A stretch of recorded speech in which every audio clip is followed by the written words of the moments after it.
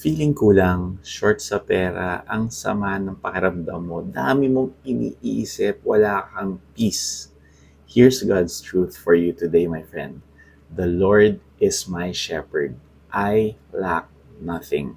Not kulang-kulang, not sakto lang, but no lack ever. Sabi sa Psalms 23:1, The Lord is my shepherd, I shall not want. Yung shepherd sa Hebrew ay Ra'ah, meaning nun protector, provider, guide, caretaker, the one who watches over every detail.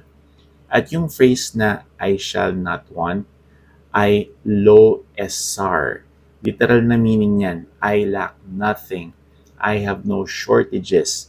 There is no area where I come up empty. All my needs are supplied.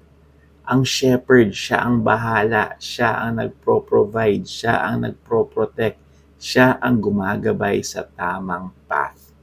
Kung si Lord ang shepherd mo, hindi ikaw ang source, hindi ang economy, hindi trabaho mo, hindi tao, si Jesus ang source mo. Kaya hindi ka magkukulang.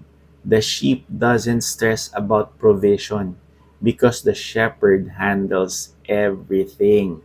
All the sheep does is follow and rest and chill. When you see Jesus as your shepherd, your heart becomes confident, your mind becomes peaceful, and your life becomes supplied. So today, stop saying, kapos ako ngayon. Start declaring the truth. The Lord is my shepherd. I lack nothing. Comment mo dyan, my friend. I lack nothing.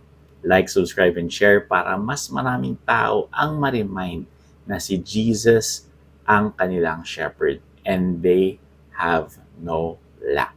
Blessed to be a blessing. God bless.